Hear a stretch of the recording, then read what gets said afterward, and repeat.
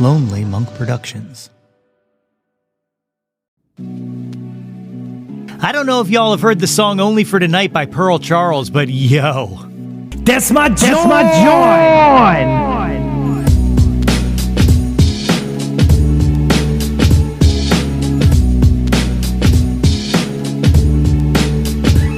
Hey, yo, displace the... What is good, friends and family, neighbors, near and far? Welcome to the Yo, That's My Jawn podcast, a podcast so short we don't even use all of the letters.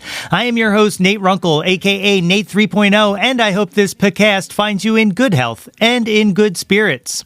If you have not already, make sure you check out episode 3 of the pod with my interview with John Fay. It was, dare I say it myself, awesome. And we've been doing some more with the YouTube channel. We, he says, like it isn't just a one-person operation. We've been doing more with the YouTube channel. We got covers, we got throwbacks, and yada, yada, yada.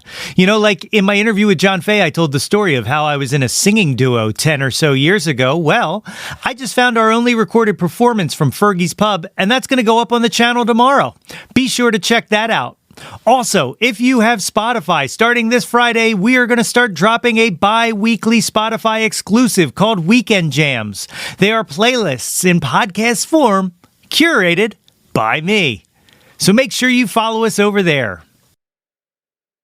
So it's kind of my birthday. Okay, well, May 2nd was my birthday, and by the time you are watching this and or hearing it, that will have passed. But look, it's my party, and I'll pod if I want to, okay? And I completely understand how self-centered and egotistical it is to celebrate your own day of birth, but fuck it. Bathe in the cleverness of me.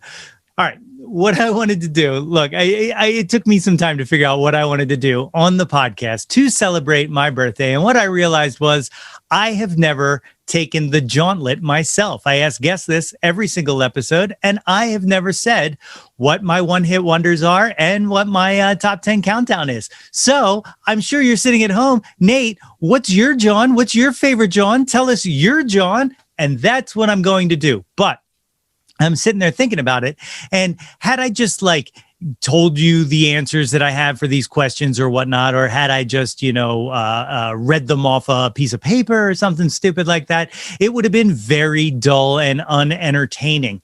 Okay, so what I decided to do is I reached out to a good friend of mine, an old friend of mine who I haven't spoken to in quite some time, and I asked him if he would mind interviewing me for my birthday podcast.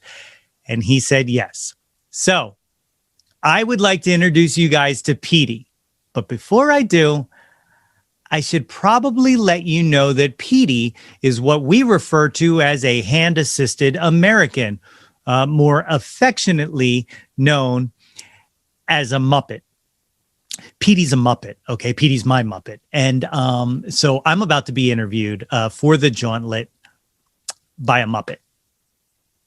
So I hope you enjoy it. But with that being said, and without further ado, take it away, Petey. Thanks, Nathan. Hi, everybody, and welcome to the Yo, That's My Jawn podcast. And I'm Petey, and this is Petey, and thank you. Petey, buddy, slow down. You're going to do great, okay? Just take a breath and start over. Okay.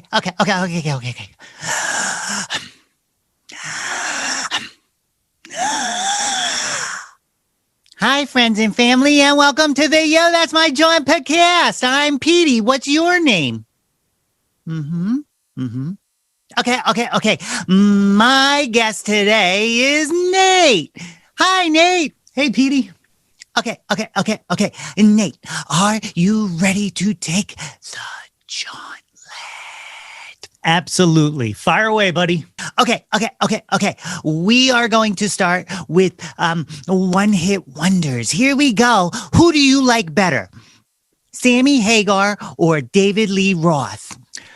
Look, I'm going to give the answer that I'm pretty sure almost every other guest has given. It's David Lee Roth, all right? And that's not anything against Sammy Hagar. I like Sammy Hagar. I've come around to Sammy Hagar. He's a part of a lot of really good Van Halen songs. But look, Diamond Dave is the answer. Me too. Yeah, Petey, I kind of feel like for some reason our answers are going to be the same. We'll see. Okay, Notorious B.I.G. or Mr. Tupac Shakur? For me, it's Biggie all day, every day. I like Tupac as an actor, as a activist, as a personality, but as a rapper, nothing compares to the Notorious B.I.G. Number 3, who do you like better, Nirvana or Pearl Jam? For me, it's Pearl Jam. It'll always be Pearl Jam, and that's no disrespect to Nirvana, but I do think they are somewhat, don't hate me, music fans, but I do think Nirvana, scotch overrated. But I love Bleach, great album. But for me, the answer is Pearl Jam. Okay. Beatles or the Rolling Stones? Okay, so this is the big one, right? This is the big one that everybody always asks, and which is obviously why I put it in here. But for me, and again, for the people in the back who've been listening to this show since episode 1, you've probably heard me say this probably around 10 times now. But the Rolling Stones is my pick. The Rolling Stones, to me, are a better band. They're just a great band, whereas the Beatles, say it with me, 3 geniuses and Ringo, blah, blah, blah, blah, blah. But no, for me, the Rolling Stones are phenomenal, and their output, their music, any mood I'm in, there's a Stones song for me.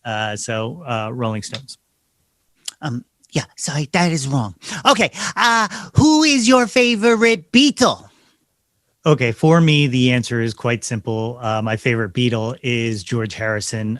He had my favorite songs. He had my favorite solo career. And even Frank Sinatra recognized that he called something the most beautiful song in the last 100 years. So the answer, George Harrison. Good answer. Okay. One last one-hit wonder. Who do you like better, Prince or Michael Jackson? All right. People who know me know this is a really, really difficult decision. This is like Sophie's Choice or whatnot. As a kid, I was an enormous Michael Jackson fan, and not just a little kid when I used to rock the Beat It jacket with the zippers and stuff like that. But even more so into high school, I was still dressing like Michael Jackson way after it was cool. Like around the time of the first allegations, I had the ponytail and I was dressing like I was in the Way You Make Me Feel video. I was a big Michael Jackson fan. But as I got older, I started to learn how much Prince created and how much he did himself. And not just that, but the man had funk, man. He was funky as hell. And I gotta say my answer is Prince. Sorry, Mike. Okay. You have made it to the next round.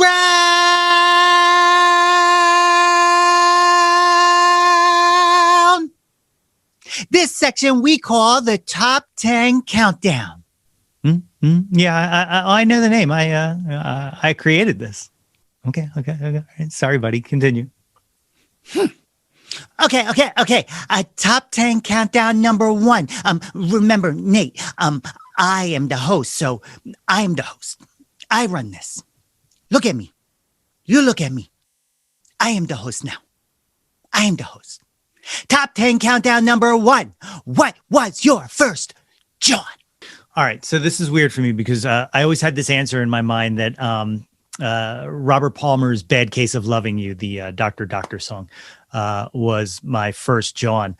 But doing this right now, sitting here talking to you, I'm starting to realize that actually my first Jawn is probably Sesame Street. Like, I was raised on Sesame Street. It was such an integral part of my childhood, and I was obsessed with it. I had books, dolls, toys, everything. But beyond that, like, I thought those characters were my friends. I met Gordon at the Montgomeryville Mall when I was a little kid, and hopefully I'll be able to put this picture up as well. And I was in awe that I was standing in front of the man who I watched on TV every day. So, that was probably my first Jawn. And if you want to make it about music, then my first Jawn was either the Pinball Countdown, the 1, 2, 3, 4, 5, 6, 7, 8, 9, 10, 11, 12, or Beat, Beat, Sugar, Beat, Sugar, Beat. That was one, or Milk. So those were probably my that was my Jawn. Nate, come here. Why do I make you think of Sesame Street? Next question.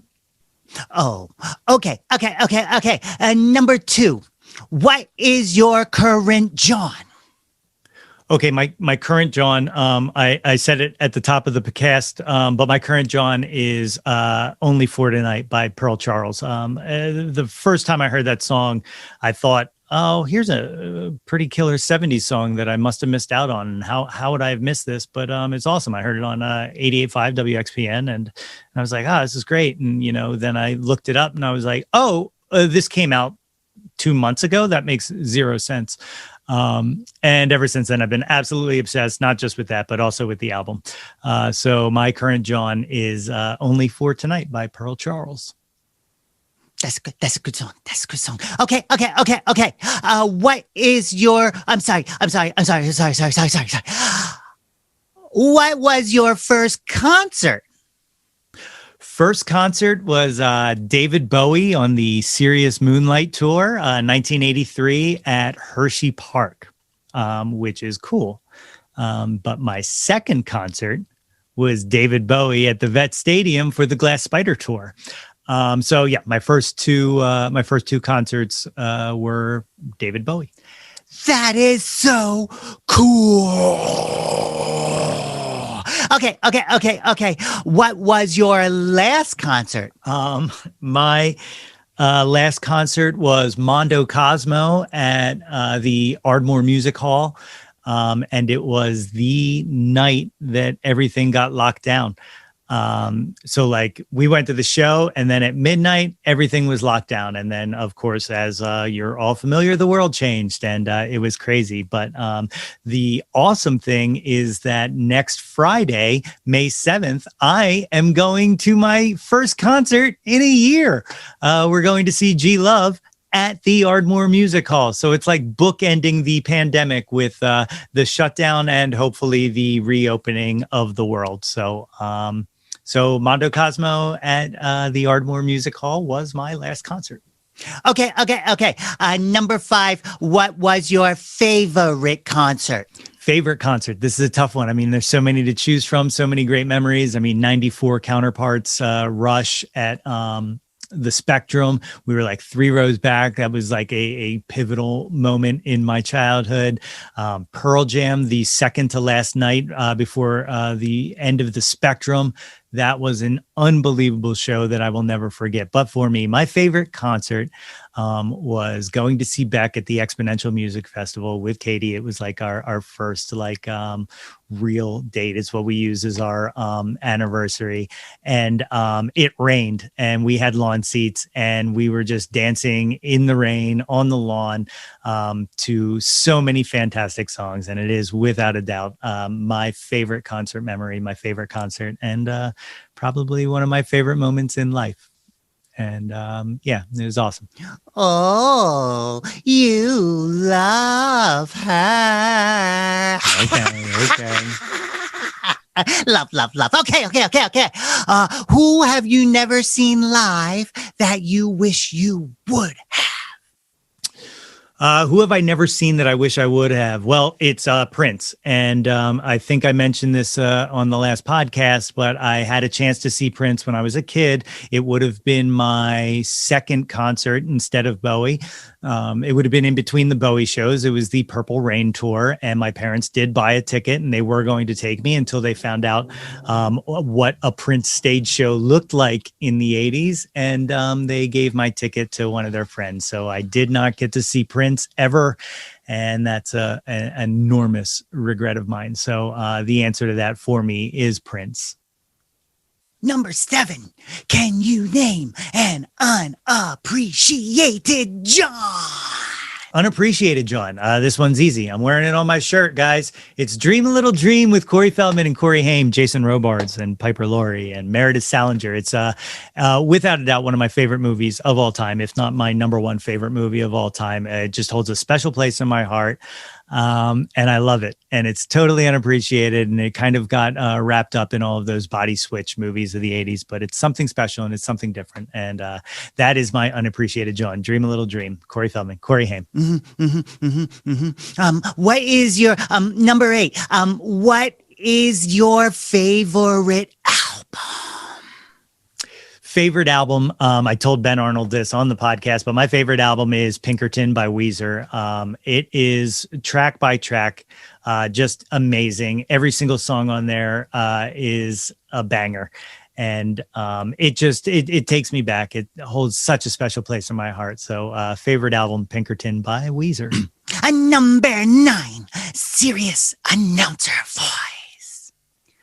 Who is an artist who you will consume anything they put out, even though, and this is mean, you may have to apologize for it? Artists I will consume anything they put out, and I've never had to apologize for, is Wilco. I love Wilco. I love Jeff Tweedy. I love every single side project, Nels Klein, Autumn Defense, all of that. I'll eat it all up. Yeah, that's my answer. Wilco. Okay. And here we go with the number 10, top 10 question. Are you ready? All right, buddy, let's do it. What is your favorite Jawn of all time? Well, for me, this one is simple. My favorite Jawn of all time is Star Wars. And I know a lot of you out there know me personally, and this should not come as a surprise. But Star Wars, my favorite Jawn of all time. Star Wars came out in 1977. I was born 1977. My entire life has been Star Wars, and we have had a relationship like this. I cosplay Star Wars characters. I've got Star Wars toys, Star Wars posters, Star Wars everything. Pretty much at any point in time, I can find something Star Wars on my person or nearby. Let's put that to a test. This isn't a prop. This isn't. Oh, here we go. Look at this right here. 2 feet from me is my Yoda puppet. My little Yoda puppet. Yeah, Star Wars is my favorite Jawn of all time. And that's it. And that's the top 10 countdown. Petey, you were really good at this. You did a great job. Thank you for interviewing me. You are welcome, birthday boy. You know, maybe we'll have to have you come back and do this some more. Just maybe? Give it up for Petey, everybody. Thanks, buddy. Thanks. Bye,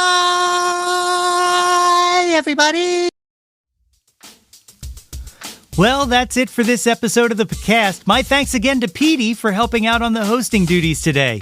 You can find the video of our chat right now on our YouTube channel. I mean, it's me and a Muppet. I don't have to tell you. Run there now.